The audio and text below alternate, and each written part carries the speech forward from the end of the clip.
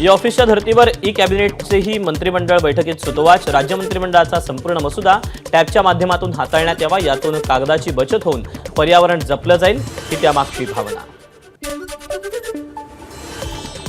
मंत्रालयाचं डिजिटायझेशन होणार। मंत्रालयात येणाऱ्या व्यक्तीला फेस आयडीद्वारे मिळणार प्रवेश। ज्या विभागात काम आहे केवळ तिथेच प्रवेश मिळणार, इतर कुठेही जाता येणार नाही। राज्यातील सर्व समाज विकास महामंडळ एकाच आयटी प्लॅटफॉर्मवर आणण्याचाही मंत्रिमंडळानं घेतला निर्णय। त्यामुळे सर्व विकास महामंडळाच्या सर्व योजना एकाच ठिकाणी होणार उपलब्ध।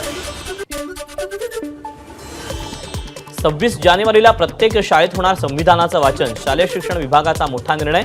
लोकसभा निवडणुकीत महायुतीला संविधानावरून मोठा फटका बसला होता।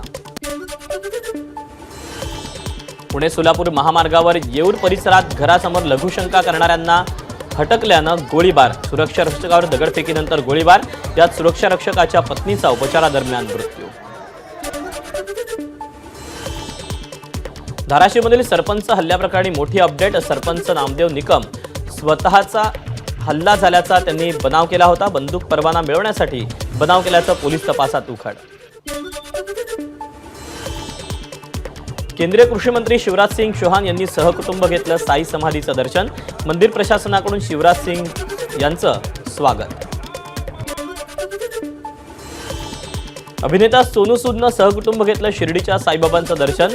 फतेह चित्रपटाच्या यशासाठी सोनू सूदच्या साईचरणी प्रार्थना। वर्ध्याच्या हिंगणघाट मार्गावरील धोत्राजवळ दुचाकीचा अपघात।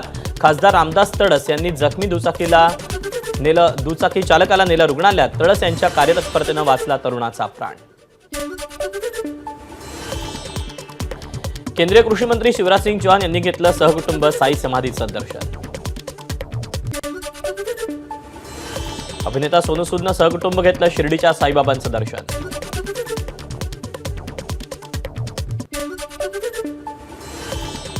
हिंगणघाट मार्गावरील धोत्राजवळ दुचाकीचा अपघात। खासदार रामदास तडस यांनी जखमी दुचाकी चालकाला नेलं रुग्णालयात। दुर्गम आणि नक्षलग्रस्त भागाला भेट दिल्यानंतर फडणवीसांचं पंतप्रधान मोदींकडून कौतुक। महाराष्ट्र सरकारच्या प्रयत्नातून ईज ऑफ लिव्हिंगला नक्की चालना मिळेल, मोदींची एक्सपोज।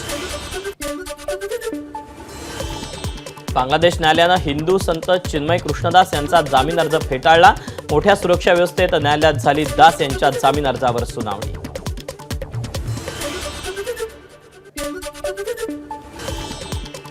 डी गुकेश, हरमनप्रीत सिंग, मनू भाकर आणि प्रवीण कुमार यांना खेलरत्न पुरस्कार जाहीर। केंद्र सरकारनं जाहीर केले पुरस्कार। 17 जानेवारीला राष्ट्रपती मुर्मू यांच्या हस्ते राष्ट्रपती भवनात होणार पुरस्कारांचं वितरण। सचिन खिलारे आणि स्वप्नील कुसाळेला अर्जुन पुरस्कार तर दीपाली देशपांडे यांना द्रोणाचार्य पुरस्कार जाहीर। एबीपी माझा, उघडा डोळे बघा नीट।